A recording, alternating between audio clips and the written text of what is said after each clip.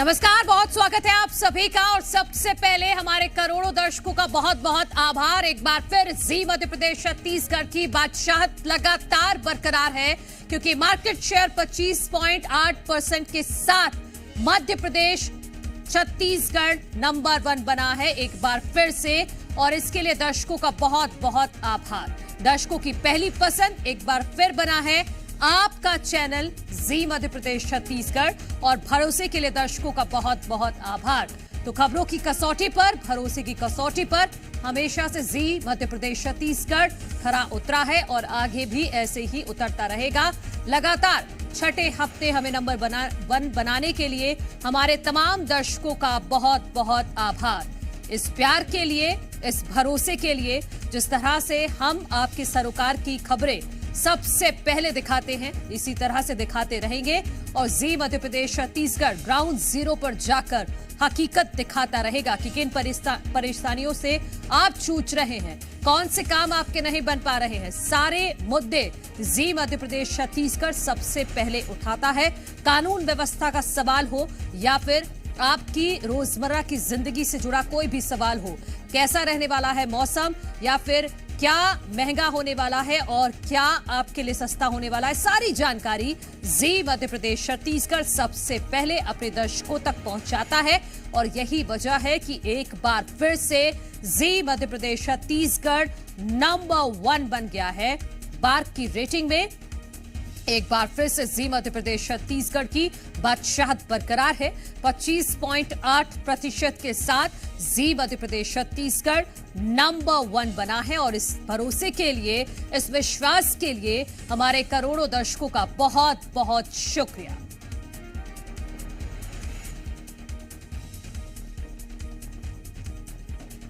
चलिए आगे बढ़ते हैं। शाहजहांपुर से खबर है, जहां मामूली विवाद में खूनी संघर्ष देखने को मिला है। दो पक्षों की तरफ से पथराव और फायरिंग की गई। खूनी संघर्ष में एक की मौत हुई है, 8 लोग घायल हैं। मौके पर पहुंची पुलिस पर भी पथराव किया गया। पुलिस ने लाठीचार्ज कर भीड़ को खदेड़ा है। पुलिस ने कई राउंड फायरिंग भी की। मक्सी इलाके में भारी पुलिस बल तैनात है। उज्जैन कमिश्नर आईजी ने निरीक्षण किया है और दोषियों पर कड़ी कार्रवाई के निर्देश भी जारी किए हैं।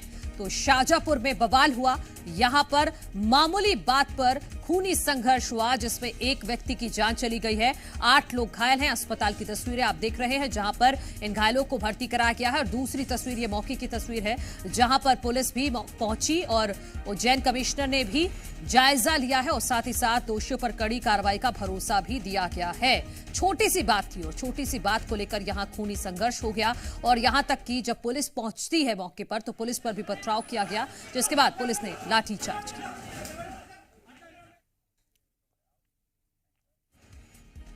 वहीं शाहजहांपुर में तनाव पर सीएम ने लिया संज्ञान। दिल्ली से कॉल कर आईजी से ली घटना की रिपोर्ट। अधिकारी कानून व्यवस्था बनाए रखें, ये मुख्यमंत्री ने साफ तौर पर कह दिया है। सीएम ने घायलों के उपचार के निर्देश दे दिए हैं। आईजी ने सीएम को दी उपद्रव की विस्तृत रिपोर्ट। तनाव के बाद इलाके में हालात नियंत्रित हैं। कुछ उपद्रवियों को चिन्हित किया गया है। तो ये बड़ी खबर अपने दर्शकों को बता रहे हैं। शाहजहांपुर में जो तनाव हुआ है, उसकी पूरी रिपोर्ट मुख्यमंत्री डॉक्टर मोहन यादव ने दिल्ली से कॉल कर ली है। आईजी को उन्होंने कॉल किया है और पूरी विस्तृत जानकारी ली है। और साथ ही साथ साफ तौर पर निर्देश दिए हैं कि अधिकारी कानून व्यवस्था को बनाए रखें। साथ ही साथ सीएम ने घायलों के उपचार के निर्देश भी दिए हैं। और वहीं आईजी ने सीएम को पूरी विस्तृत रिपोर्ट दी है। उन्होंने कहा है कि तनाव के बाद इलाके में हालात फिलहाल नियंत्रित हैं। कुछ उपद्रवियों को इस मामले में चिन्हित किया गया है।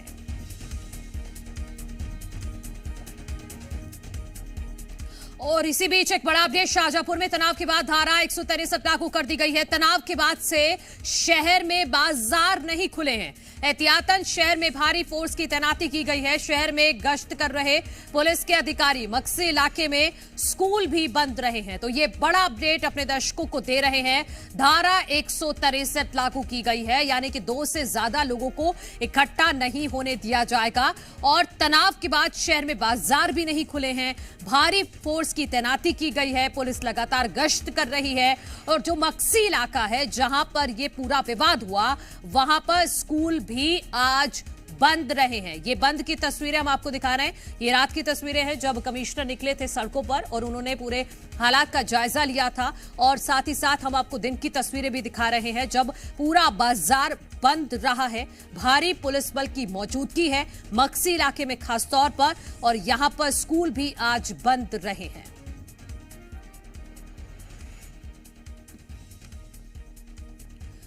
वहीं मक्सी की घटना के बाद विपक्ष ने कानून व्यवस्था पर सवाल उठाए हैं, वो भी सुनिए। शांति का टापू कहा जाने वाला मध्य प्रदेश अब हिंसा का हब बन चुका है। चाहे वो बालिकाओं के साथ हिंसा हो, चाहे संप्रदायों में हिंसा हो, ये इस तरह के तनाव पैदा होना मैं समझता हूँ एक स्वस्थ समाज के लिए ठीक नहीं है। माननीय मुख्यमंत्री महोदय, आपसे गृह मंत्रालय संभाला नहीं जा रहा है। मंदसौर के बाद अब मक्सी में इस तरह के दो गुटों में झगड़ा होना, जिसमें मारे जाने की भी खबर है और घायल होने की भी खबर है। तो मक्सी बवाल पर सियासत भी शुरू हो गई है। विपक्ष लगातार सरकार को घेर रहा है और इसी बीच बड़ा अपडेट ये है कि मक्सी इलाके में फिलहाल धारा 163 लागू कर दी गई है। जिस तरह से वहां देर रात बवाल हुआ है, दो पक्षों में खूनी संघर्ष होता है जिसमें एक व्यक्ति की मौत हो जाती है और इसमें 8 लोग घायल हैं जिनका अस्पताल में इलाज चल रहा है। और दूसरी तरफ अब पूरी तरह से पुलिस सतर्क नजर आ रही है। भारी पुलिस बल की मौजूदगी है खासतौर पर मक्सी इलाके में जहां पर ये विवाद हुआ है। दुकानें बंद हैं, आज बाजार खुला ही रही है और स्कूल भी आज बंद रहे हैं। तो पुलिस पूरी तरह से मुस्तैद है। और इसी बीच मुख्यमंत्री डॉक्टर मोहन यादव ने कॉल कर आईजी से पूरी विस्तृत रिपोर्ट ली है और साथ ही साथ ये कड़े निर्देश भी दिए हैं कि अधिकारी कानून व्यवस्था को बनाए रखें, किसी भी तरह की कोई दिक्कत नहीं होनी चाहिए। शाहजहांपुर में जिस तरह से ये बवाल के बाद की तस्वीरें आई हैं, इसको लेकर मुख्यमंत्री डॉक्टर मोहन यादव ने साफ तौर पर अधिकारियों को यह निर्देश दे दिया है। हमारे सहयोगी शिव मोहन इस वक्त जुड़ गए हैं। शिव मोहन, फिलहाल क्या हालात है ये बताइएगा। और मुख्यमंत्री ने खुद आईजी से बात की है और पूरी विस्तृत रिपोर्ट ली है। जी हाँ मनु, इस वक्त मैं मौजूद हूँ महू के मैं समझ आऊंगा मक्सी के अंदर ही, और उससे घटना से थोड़ी सी चंद मीटर की दूरी पर ही मैं बताना चाहूंगा कि आज यहाँ पर घटना के बाद धारा 163 लगा दी गई है। पूरा जो बाजार है वह पूर्ण रूप से बंद है। किसी के भी आवाजाही घूमने पर प्रतिबंध यहाँ पर लगा दिया गया है और पुलिस की चप्पे चप्पे पर तैनाती यहाँ पर कर दी गई है। पूरे बाजार में जितने चौराहा है, जितने मुख्य मार्ग हैं, सभी मार्गों पर पुलिस की तैनाती यहाँ पर कर दी गई है। पुलिस चप्पे चप्पे पर मौजूद है और ये वही रास्ता है, यहाँ से जो मृतक है अमजद, उसका जनाजा है वो थोड़ी देर में निकाला जाएगा। उसको लेकर भी पुलिस की पूरी तैयारी यहाँ पर कर दी गई है। संभवतः जनाजे में ज्यादा लोगों के शामिल होने के लिए प्रतिबंध पुलिस द्वारा लगाया गया है कि जो चुनिंदा जो खास रिश्तेदार है वही जनाजे में शामिल होंगे। इसके अलावा जो है पुलिस की पूरी यहाँ पर तैयारी कर दी गई है। पूरे मामले में मुख्यमंत्री ने स्वयं आईजी से पूरे मामले की रिपोर्ट मांगी है और उनकी भी पूरी संज्ञानता इस मामले में लगी हुई है कि क्या कुछ घटना हुआ था, दो समुदाय के बीच जो मामला बढ़ा था। पूरा पुलिस का प्रयास है, प्रशासन का प्रयास है कि ये मामला जो है थम जाए, आगे किसी भी ओर ना बढ़े। इसकी मद्देनजरता रखते हुए, इसकी सतर्कता बरतते हुए पुलिस ने चाक चौबंद व्यवस्था यहाँ पर कर दी है और जो घायल है उनका लगातार इलाज इंदौर के एमवा अस्पताल में जारी है। लगभग 7 लोग जो थे घायल थे वे अस्पताल में भर्ती हैं और एक जो है जिनकी मौत हो गई थी उनका जनाजा थोड़ी देर में ही इसी मार्ग से निकाला जाएगा। इस वक्त मक्सी में तमाम जो पुलिस अधिकारी है संभाग के वह तमाम मौजूद हैं और व्यवस्थाएं संभालने में लगे हुए हैं। सभी का प्रयास यही है कि जो घटना है वह आगे तस्वीरों के माध्यम से दिखाइए हमारे दर्शकों को आप। जी हाँ, मैं कैमरा पर्सन से कहूंगा कि तस्वीरें दिखाएंगी। पुलिस की जो खास व्यवस्था है, पुलिस है, कुछ लोकल लोग भी हैं जो लगातार यहाँ पर शांतिपूर्ण माहौल बनाने के लिए लगातार प्रयासरत हैं। पुलिस की तमाम जो आसपास के क्षेत्र हैं, लगभग 4 थानों का क्षेत्र यहाँ पर थाना पुलिस बुला दी गई है और लगातार उनका पुलिस बल यहाँ पर मौजूद है। व्यवस्था बनाई जा रही है कि किसी भी प्रकार से कोई चूक यहाँ पर पुलिस द्वारा नहीं हो पाए। जो सभी अधिकारी मौजूद हैं वे अधिकारी लगातार यहाँ हैं और वो भी कोशिश कर रहे हैं कि किसी भी प्रकार से कोई घटना स्थल पर या हो। हमारे साथ कुछ पुलिस वाले भी आप देख सकते हैं किस प्रकार से तमाम जो लगे हुए हैं मौके पर, और ये घटना स्थल से चंद मीटर की दूरी की ही जो चौराहा है, मक्सी का मुख्य चौराहा इसको माना जाता है। इसको जैन मंदिर मार्ग यानी मस्जिद चौक कहा जाता है, और हम मस्जिद चौक पुलिस कर्मियों से या फिर स्थानीय लोगों से अगर संभव है तो। हाँ, तो देखिए अभी पुलिस अधिकारी तमाम जो है वह जनाजे में निकल गए हैं। पुलिस अधिकारी तो मौके पर मौजूद नहीं है, बाकी जो लोग हैं, लोकल लोग हैं, वह भी इस वक्त मौजूद नहीं है। परंतु पुलिस की जो जांच जो व्यवस्था है वह लगातार लगी हुई है। बैरिकेटिंग यहाँ पर लगा दी गए हैं, आमजनों के लिए पूरी तरह से यहाँ पर रोक है, कोई भी आ जा नहीं सकता है। तमाम जो प्रयास हैं वे प्रयास सिर्फ इसीलिए हैं कि जो घटना हुई थी, घटना को रोकने के लिए जो लगातार प्रयास थे वह जारी है। कुछ लोग और मेरे साथ मौजूद है, मैं इनसे बात करने की कोशिश करूंगा कि क्या कुछ व्यवस्था यहाँ पर की गई है मामले को रोकने के लिए, सुरक्षा के मद्देनजर। कुछ नहीं, उनका जनाजे की यात्रा है तो जो लाइन ऑर्डर का है उनके पॉइंट पे कायम है। तो घटना के बाद क्या कुछ है, दुकानें बंद हैं, धारा 163 लगा दी गई है? हाँ, सब बंद है। लगभग कितनी पुलिस यहाँ पे डिप्लॉय की गई, कुछ आपको पुलिस का अलग स्टाफ है, हम तो रेवेन्यू से। तो इसके अलावा भी दूसरे विभागों की भी साथ में सुरक्षा के लिए लगाए? कौन कौन से विभाग है यहाँ पर? राजस्व के। तो देखिए यहाँ पर पुलिस के अलावा दूसरे जो विभाग हैं या लोकल जो समाज से भी उनको भी यहाँ पर मौके पे जोड़ लिया गया है कि किसी प्रकार से मक्सी के अंदर शांति बरकरार रहे, सुरक्षित इतनी देर के लिए लगाई गई है जब तक जनाजा निकलेगा, या फिर अभी ये लागू रहेगी? नहीं, ये आगामी आदेश तक लागू रहेगी। चूंकि घटना जो है, मुख्य घटना सोमवार को जो विवाद शुरू हुआ था, उसके बाद विवाद कल रात को बढ़ा, जिसमें गोलीबारी, तलवारें भी चली थी, और जिसके बाद जो युवक की मौत हो गई थी, तभी से जो धारा 163 लगा दी गई थी आगे भी जारी रहेगी। जनाजा थोड़ी सी देर में निकलेगा, और उसके बाद जो है जब तक आगामी आदेश नहीं आ जाते हैं, जब तक पूरी स्थिति जो है वो नियंत्रण में नहीं आ जाती है, जब तक जो है वो पूरी यहाँ पर धारा जो 163 है वह लगाई रहेगी, और तमाम पुलिस फोर्स है वह भी यहाँ पर लगा रहेगा। यानी आगामी आदेश तक जो मक्सी के अभी हालात आप देख रहे हैं वह लगातार बने रहेंगे। मक्सी पूरी तरह से बंद है, कोई भी दुकान खोलने की इजाजत किसी को नहीं है, ना ही कोई आमतौर पर रोड पर निकल सकता है, या कोई इमरजेंसी जो सिचुएशन है, इमरजेंसी काम के लिए ही लोग बाग बाहर निकल रहे हैं, वो भी पुलिस की इजाजत के साथ ही बाहर निकल पा रहे हैं। बाकी अभी तक जो सिर्फ इजाजत दी गई है वैसे रात को क्यों बढ़ा ये विवाद? आप कह रहे हैं कि सोमवार से मामला चला रहा था, लेकिन कल रात को ऐसा क्या हुआ कि विवाद इतना ज्यादा बढ़ जाता है कि पुलिस मौके पर पहुंचती है, पुलिस पर भी पथराव कर दिया जाता है, जिसके बाद पुलिस को लाठीचार्ज करना पड़ा? देखिए मनु, ये पूरा मामला जो है वह मंगलवार का है। भारतीय जनता पार्टी की सदस्यता अभियान के दौरान एक विवाद उत्पन्न हुआ था।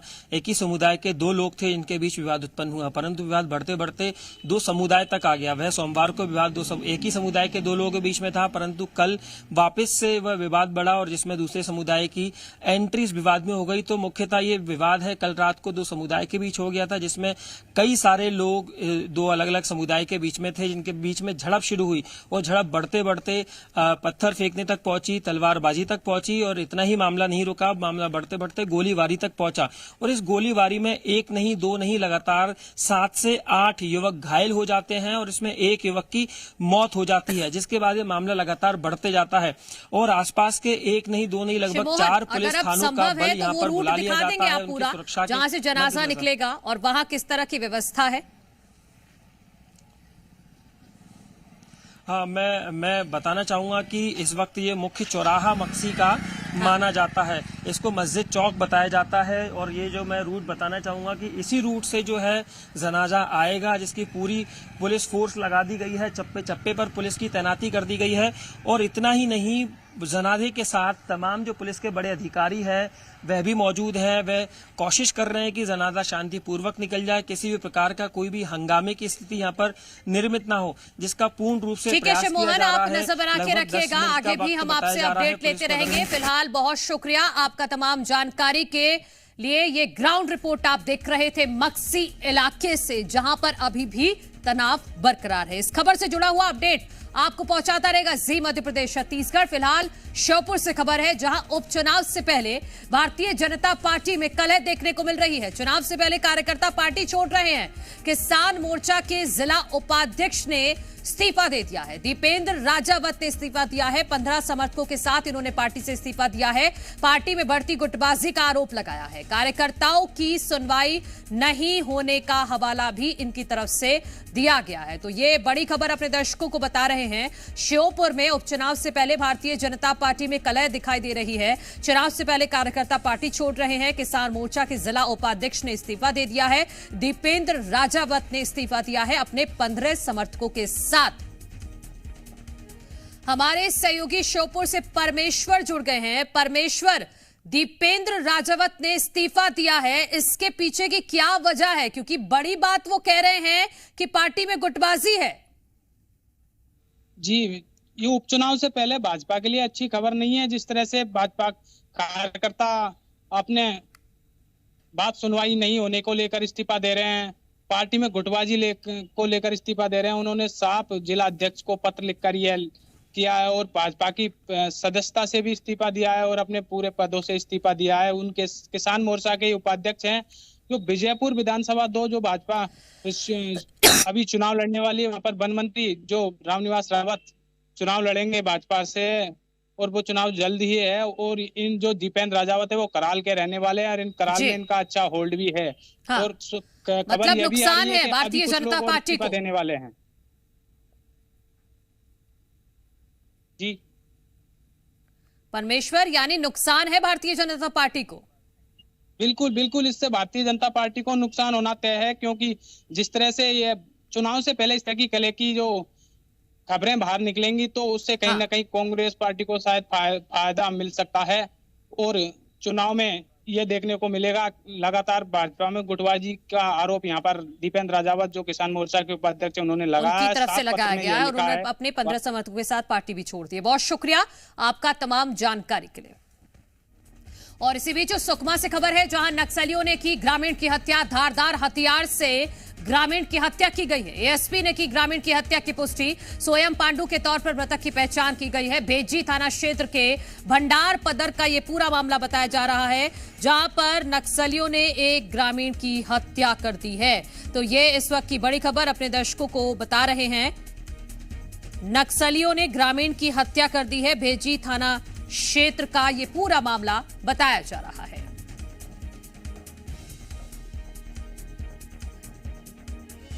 नारायणपुर में महिलाओं का आंदोलन जारी। 120 गांव की महिलाओं के आंदोलन का आज 7वां दिन है। 20 सितंबर से धरना प्रदर्शन कर रही हैं ये महिलाएं। सड़क निर्माण करने की मांग को लेकर आंदोलन इनकी तरफ से चलाया जा रहा है। नारायणपुर से ओरछा को जोड़ने वाली सड़क पूरी तरह से बदहाल है और इस सड़क को बनवाने की मांग को लेकर ही ये महिलाएं पिछले 7 दिनों से धरना प्रदर्शन कर रही हैं। उसी की तस्वीरें हम आपको दिखा रहे हैं। आप देखिए तस्वीरों में कि कितनी बदहाल है ये सड़क।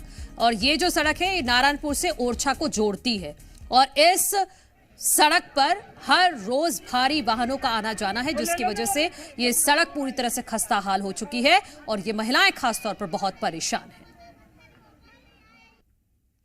धूल उड़ रहा है, घर के बर्तन पानी सब में धान पान, उससे धान पान भी नुकसान हो रहा है। हम लोगों का घर का पूरा काम नुकसान हो रहा है। घर में खाना बनाने के छोड़ के यहाँ सुबह से आ जाते हैं। खेती बाड़ी का दिन है, उसको भी छोड़ के यहाँ बैठे हैं, लेकिन कोई सुनाई नहीं हो रहा है। रोड का जो बीमारी है उस बीमारी को दूर करने के लिए कोई विधायक आते नहीं है, न कलेक्टर नहीं आते हैं, न जनपद न सीओ न कोई नहीं आते हैं। काम तो सभी का नुकसान हो रही है सर, रोजी रोटी करके कमा के खाने वाले हैं, वो सभी छोड़कर यहाँ पर रोड में उतरना पड़ा। मड़गांव के पास पिछले 6 दिनों से महिलाओं ने हल्ला बोल किया है। ये हल्ला बोल इसलिए किया गया है कि यहाँ की जो सड़क की बदहाली जर्जरता है उससे परेशान होकर महिलाओं ने हल्ला बोल किया है। शासन प्रशासन से कई बार सड़क बनाने की मांग की पर उन्होंने नहीं सुनी, इसलिए महिलाओं ने हल्ला बोल किया और पिछले 6 दिनों से यह हल्ला बोल लगातार जारी है। आप मेरे पीछे देख सकते हैं कि जो हल्ला बोल है महिलाओं का लगातार बढ़ता जा रहा है। लगभग 7 पंचायतों की सैकड़ों में महिलाएं यहाँ पे डटी हुई है। महिलाओं की लगातार मांग है कि यहाँ पे सड़क बनाया जाए। शासन प्रशासन के जो नुमाइंदे यहाँ पे आ रहे हैं उनसे बात कर रहे हैं, पर उन्हें कोई उचित जवाब नहीं दे रहे हैं सड़क निर्माण को लेकर। महिलाओं से पूछते हैं क्या और किस तरह की परेशानी बताएंगे। हम लोग का परेशान है, गर्भवती महिला को नारायणपुर ले जाना लाना, इसमें अब रास्ता में डिलीवरी होने से बहुत परेशानी जाती है। और स्कूल बच्चे भी ऐसे परेशान हो जाते हैं, 2 किलोमीटर यहाँ से डोंगर जाते हैं तो उनका कपड़ा पूरा खराब हो जाता है बरसात होने से। यहाँ डेली कितनी गाड़ियाँ चलती है ट्रकें? माइंस गाड़ी तो 200-300 से ज्यादा ही चलता है, ना मालूम नहीं। तो उसी के कारण सड़क ज्यादा खराब हो गई। हाँ, उसी के कारण सड़क जाम हो गया है, मतलब खराब हो गया। तो आपने सुना कि महिलाओं का कहना है कि जब तक यहाँ के स्थानीय विधायक, मंत्री और कलेक्टर आकर उचित आश्वासन नहीं देते हैं कि सड़क को जल्द बनाया जाएगा, तब तक महिलाओं का आंदोलन निरंतर जारी रहेगा। हेमंत संचेती, जी मीडिया, नारायणपुर। तो तस्वीरें आप देख रहे हैं, 120 गांव की महिलाएं सड़क निर्माण की मांग को लेकर यहां धरना प्रदर्शन कर रही हैं पिछले 7 दिनों से। आप समझिए कि बारिश भी हो रही है और इसी बीच भी महिलाओं का ये धरना प्रदर्शन लगातार जारी है। उनकी एक ही मांग है कि इस सड़क को, इस मार्ग को बनवाया जाए, क्योंकि इस सड़क के ना बनने की वजह से इन लोगों को भारी परेशानियों का सामना करना पड़ता है। और कई बार ये मांग भी कर चुकी हैं, कई बार शिकायत कर चुकी हैं, लेकिन अभी तक इनकी सुनवाई नहीं हुई है। यही वजह है कि अब महिलाओं ने पूरी तरह से मोर्चा खोल दिया है। उन्होंने साफ कर दिया है कि जब तक इस सड़क का काम शुरू नहीं होगा तब तक ये धरना प्रदर्शन करती रहेंगी। और आप खुद भी देख लीजिए तस्वीरें, इसी सड़क को बनवाने की मांग कर रही है महिलाएं, जिसके इतने बुरे हाल हैं। और इसी बीच बड़ी जानकारी, भोपाल से 3 दिन से लापता बच्ची की मिली लाश। फ्लैट में मिली लापता बच्ची की लाश। 23 सितंबर से ये 5 साल की मासूम लापता थी। ये इस वक्त की बड़ी खबर अपने दर्शकों को बता रहे हैं। 3 दिन से 5 साल की ये मासूम लापता थी और अब इस बच्ची की लाश मिली है, वो भी फ्लैट के अंदर। 23 सितंबर से ये 5 साल की मासूम लापता थी। और हमारे सहयोगी राहुल जुड़ गए हैं। राहुल, कहां पर लाश मिली है बच्चे की, किसका फ्लैट है वो? क्योंकि सुबह ही हमने सर्च ऑपरेशन की तस्वीरें दिखाई हैं अपने दर्शकों को। मनु, बिल्कुल देखिए, बड़ी हैरान करने वाली ये खबर है, क्योंकि जिस बच्ची को जगह जगह पूरी राजधानी भोपाल में ढूंढा जा रहा था, वो बच्ची की लाश मल्टी के ब्लॉक नंबर 1 में बनी पानी की टंकी में मिली है। अब वहां पर जैसे ही बच्ची का शव मिला तो हड़कंप मच गया है। देखिए, वहां पर माहौल जो है वो तनावपूर्ण हो गया है। परिजनों में आक्रोश है और बताया जा रहा है कि पुलिस और प्रशासन पर जो है हमला करने पे उतारू हो गए वहां के लोग, और बड़े आक्रोशित हैं, क्योंकि बच्ची को लगातार 3 दिनों से पहले तो पुलिस ढूंढ नहीं पाई, और अब जब बच्ची मिली है तो वो देखिए मृत अवस्था में मिली है। ये सवाल खड़े करता है पुलिस और प्रशासनिक की कार्यशैली पर कि जिस मल्टी में, क्या उस मल्टी की ठीक से छानबीन नहीं की गई? अगर समय रहते उस मल्टी में पुलिस और प्रशासनिक अमला ठीक से छानबीन कर लेता तो आज 3 दिन बाद ये बच्ची का शव बरामद नहीं होता, बच्ची सकुशल बरामद होती। राहुल, ये वो फ्लैट है जहां पर बच्ची किताब लेने गई थी? इस तरह से अगर बिल्कुल, ये वही फ्लैट है जहां पर बच्ची किताब लेने गई थी, जिस फ्लैट में बच्ची रहती है, दादी के साथ रह रही थी, और नीचे बताया जा रहा है कि वो किताब लेने के बहाने गई थी। और अब संभावना जताई जा रही है कि बच्ची का पैर फिसलने की वजह से वो टंकी में गिर गई होगी और उसके बाद ही ये हालात बने। अब देखिए, कई तरह के सवाल खड़े हो रहे हैं कि क्या किसी ने उसको, बच्ची के साथ कोई गलत काम करके उसको टंकी में तो नहीं फेंक दिया, क्योंकि ऐसा ही एक मामला उज्जैन से सामने आया था। पड़ोसी ने ही बच्ची के साथ गलत काम करके बच्ची को टंकी में फेंक दिया था और उसके बाद पुलिस 3 दिन तक लगातार ढूंढती रही थी। अब ऐसा ही मामला ये भोपाल में आया है, जो पुलिस और प्रशासनिक कार्यशैली पर सवाल खड़े करता है और ये लापरवाही दर्शाता है। राहुल, आपका फिलहाल तमाम जानकारी के लिए, और अब है एंगल से जांच की जाएगी और उसके बाद पता चलेगा कि आखिर इस 5 साल की मासूम के साथ क्या हुआ था। फिलहाल एक छोटा सा ब्रेक ले रहे हैं, कहीं मत जाइए।